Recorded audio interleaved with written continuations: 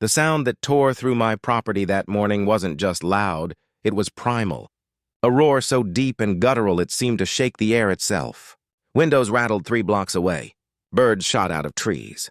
I stood on my front porch, coffee mug frozen in my hand, as neighbors scattered like dry leaves in a storm. Doors slammed, cars were used as shields, and right in the middle of Maple Street stood Patricia Hendress, our illustrious HOA president, pale as paper. Because charging straight toward her was Diesel, my 2,000-pound Black Angus bull, snorting steam like an oncoming freight train.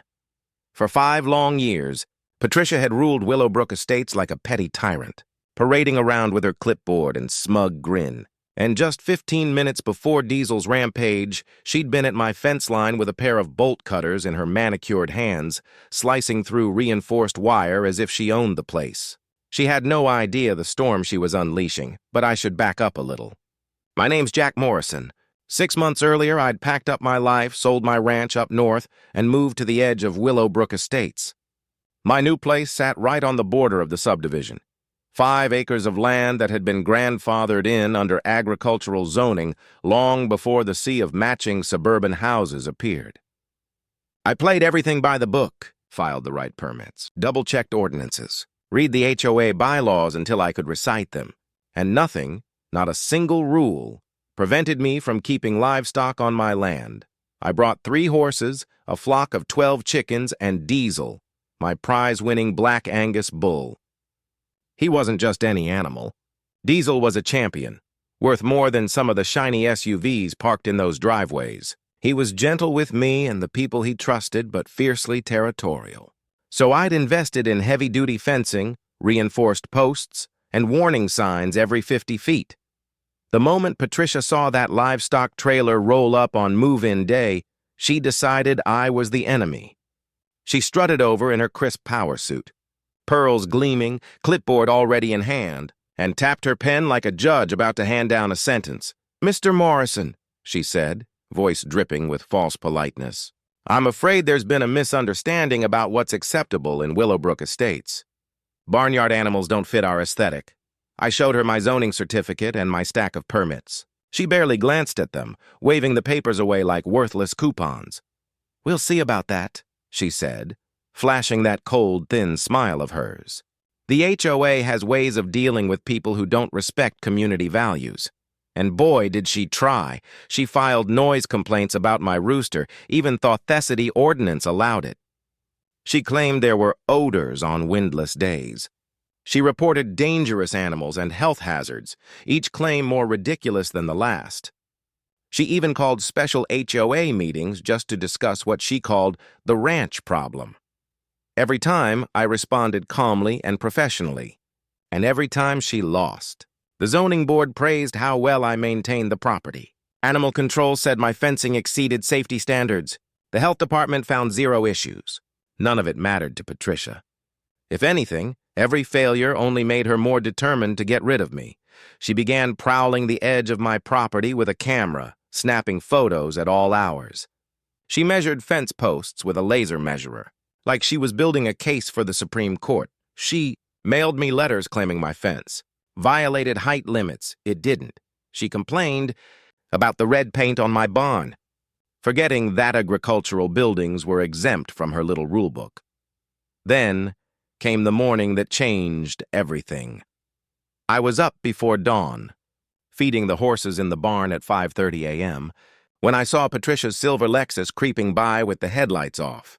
Not the first time.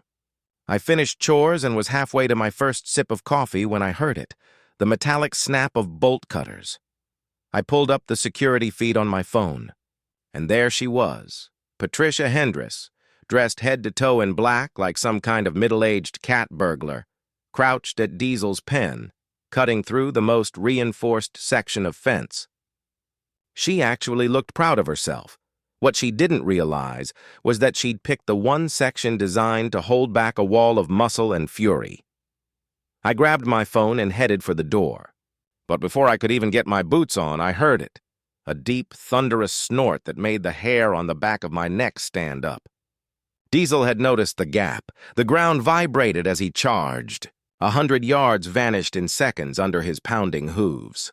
Patricia was still admiring her handiwork when she finally looked up and saw 2,000 pounds of black fury barreling straight toward her. Her scream split the morning air like glass shattering. Patricia stumbled over her bolt cutters, hands flailing as she hit the pavement, then scrambled backward in a panic just as Diesel pushed his way through the gap in the fence. He wasn't a violent bull by nature, but a massive animal in unfamiliar territory is unpredictable. And that made the situation dangerous. She tore down Maple Street in her designer workout clothes, shrieking like her life depended on it. Diesel followed, not charging in rage, just curious. But even a curious bull can outrun a terrified HOA president. Porch lights blinked on in sequence. Doors opened, then slammed shut again. Tom Bradley tried to stop Diesel with a broom, then wisely decided he valued his life and retreated. Someone shouted to call 911. I grabbed a lead rope and Diesel's favorite molasses treats, walking out with the steady calm of someone who's been around bulls longer than most people have been driving. By the time I caught up, Patricia had scrambled onto the roof of a minivan, clutching her designer shoes, sobbing hysterically. Diesel, having lost interest in her meltdown, wandered over to the Johnsons' rose garden and started rubbing his massive side against a lamppost like an oversized house cat. "Hey there, big guy," I called, keeping my tone even and familiar. "What are you doing out here?" His ears flicked toward me, nostrils flaring. I held out the molasses treat. He snuffled it out of my hand like he always did and let me clip the lead rope to his halter. Just like that, the great escape was over. As I walked Diesel home, the cavalry arrived, police cars screeching to a stop, lights strobing across the street. Officer Martinez, who knew me well from Patricia's previous complaints, stepped out of his cruiser wearing a look that was equal parts duty and amusement. "Mr. Morrison," he said dryly, "I'm going to need to know how your bull got loose." I handed him my phone. She cut my fence. "It's all on camera." Patricia, still perched on top of the minivan like a panicked gargoyle, screeched. "That fence was illegal. I was protecting our community."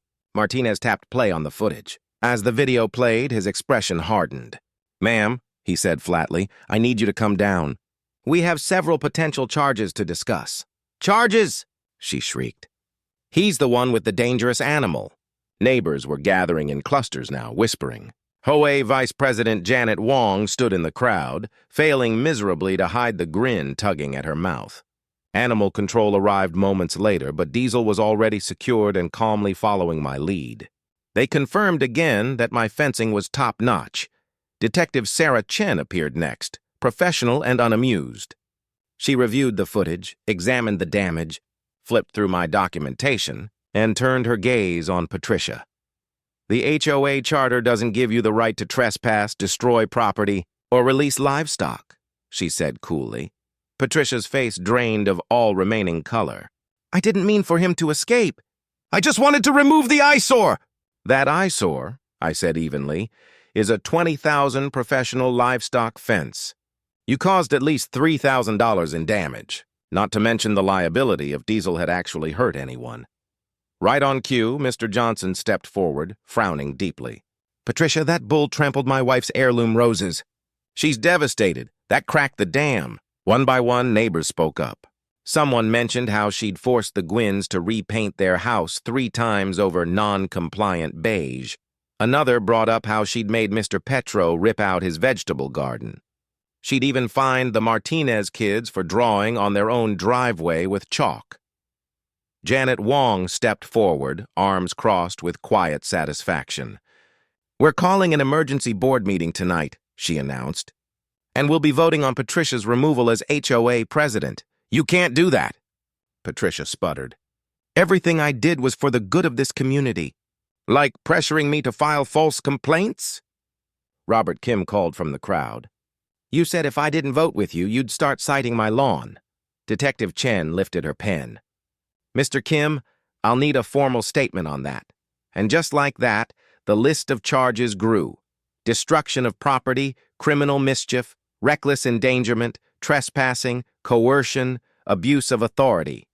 Within an hour, the city attorney had arrived, confirming Patricia wasn't just facing criminal consequences. Civil liability was on the table, too. Animal control documented that Diesel had been properly secured. The agricultural inspector verified that the fence was legally built and expertly maintained. And the breach? Pure willful sabotage. That night's emergency HOA meeting was standing room only. I sat quietly in the back as neighbor after neighbor aired years of pent-up frustration, story after story of Patricia's bullying and intimidation. The vote wasn't even close. It was unanimous. Patricia was officially removed from her throne.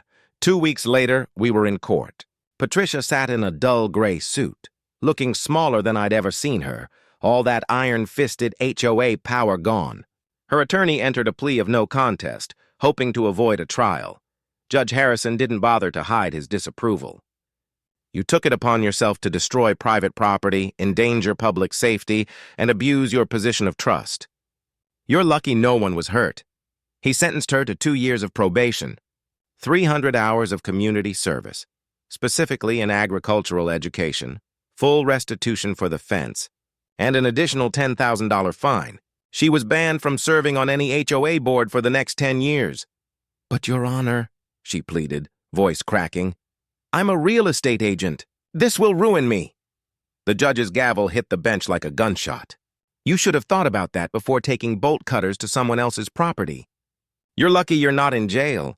Patricia slumped into her chair, deflated.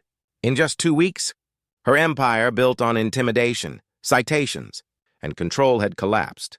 And if you enjoyed watching a bull do what no HOA could, deliver a little poetic justice, make sure to like the video, subscribe for more outrageous true stories, and ring that bell so you never miss when karma comes knocking.